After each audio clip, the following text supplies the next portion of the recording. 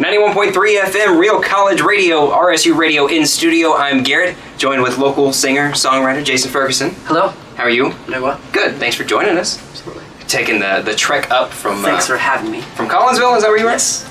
So it's not too bad, what, 20, 30 minutes or so? Close. Close? Close to Tulsa. Yeah. No, that's fine. That's fair. So, you are a singer-songwriter, correct? I am. You said that you started off playing in coffee shops, as most people do, and then recently you headlined Cane's. So talk about the journey from the small coffee shop to one of the best-known venues in Tulsa. I don't really know how to explain how it happened. It just did. Like hanging out with other musicians, just slowly started moving from coffee shops to, as I turned 21, bars, hanging out with everybody, and then I would play everywhere, anywhere that let me.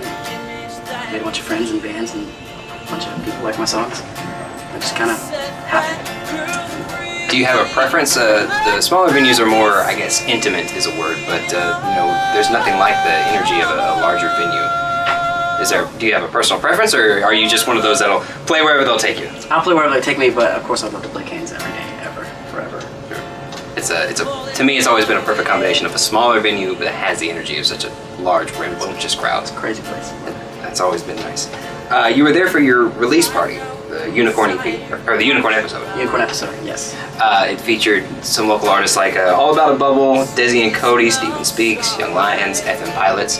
It always seems like the Tulsa scene, it's not one of the largest, but it seems like it's one of the most tight-knit. A lot of friends, a lot of community feeling. What's it like being a part of something like that? It's like a tight-knit community feeling. I don't know, there's a bunch of really good people in Tulsa. Everybody always wants to help each other out. Just like you'll see a bunch of band members and other people's bands, just every side of town. It's great. What's it like having them all together to come support you, especially for something like a release party? I never, like, they were there to support me and they saw me, but I really felt like it was all of us just trying to do a Cane's show together, like, is what it was. So I never really saw it as that, just a bunch of friends hanging out and playing Cane's. That's what the goal was, and that's what it ended up being. It was pretty great. It was a fun night, just all my friends there playing music. It was great. The Unicorn episode is the name of the CD. Where'd that come from, the thought process behind it? Well, there was zero thought process, it just happened. There were some other influences, like alcohol, and I was texting somebody and I was like, yeah, just like a Unicorn episode, and we had no idea what I was talking about. So now it's the name of the album. You know, it's funny, I usually ask, names of either bands or CDs, and you'd be surprised how I always thought there was, like real deep thought process, but really it's just kind of either alcohol is involved or there's something, it's just random off the top of your head. Well, there was a deep thought process with the alcohol being involved. But then the next day really wasn't that special at all. That makes sense. So what's it like being in the studio to record your debut release? It was awesome. Rockwell from Steven Speaks did it. He was a producer, engineer. Bro Tyler helped engineering, and we wrote a song together from We the Ghost. And Rockwell works with a bunch of the top musicians all the time. So it was easy. Those guys helped me out with Brendan Holder on drums. Crazy, Cody Clinton, Jeff Coleman on guitar, just other big bands. Eric Arndt on bass, and Brian Lee on piano. And if you know anything about Tulsa music, those are all big dudes. Awesome guys. It was the coolest experience, and it just smooth. We got one thing done after another, and it was cool. Took a little bit of time, but overall, a smooth process. Good. I know that we're playing some of the stuff, but for people that haven't heard it yet, what can they expect to hear? What's the style behind your music? Yes. Yes. A singer-songwriter. You can definitely feel the singer-songwriter in the songs, but we went for a more rocking feel, I guess is the word, a little bit of pop, but we wanted it really full, and there's always something going on, always something moving in the song, and that was kind of the goal.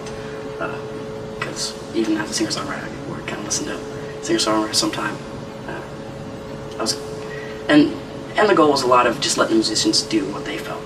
That helped a lot too. That made it probably the best. It's kind of, I wrote the songs and played them, and then they're like, here's what I want to do, and that's what happened. So we'll give you an opportunity, self-plug, self-promote. You're going to be at the Center of the Universe Festival. Talk about that. I completely forgot about that. So excited that my name is on the same website as One Republic right now, because they're like my favorite right now. So I'm playing the next night. One Republic's Friday. I'm playing Saturday, so I get to go watch them, which will be awesome. But I'm playing at 12:30 at Hunt Club stage. Dante and the Hawks are right before me, so it'll be a fun time at the Hunt Club. It's my favorite place, my home.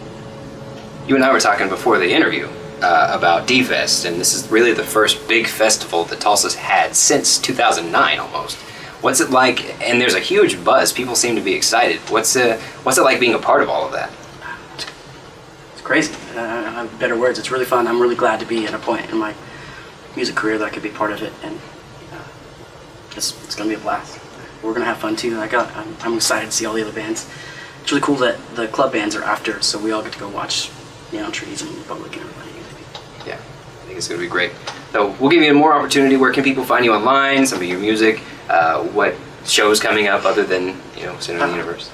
Next, I have August 24th with Aranda at Cain's. I don't know if you guys know those guys yet, but they're an Oklahoma City band, and they're doing very well. Coming back to Cain's for the first headline show in I think a couple years in Oklahoma. They've been touring with Daughtry and bigger bands, so really excited to play Cain's again. Other than that, it's just Center of the Universe Festival. And, online, Unicorn Episode is everywhere. Anywhere you can buy music, it's there, or it should be. And then Facebook is what I use the most, / Jason Ferguson Music, and then that's it. Cool. Jason Ferguson, thanks for coming in. Thank you. You can catch him online. He'll be at Center of the Universe. He's got a Unicorn Episode out on iTunes. The Unicorn Episode. The Unicorn Episode. Sorry about that. It's all right.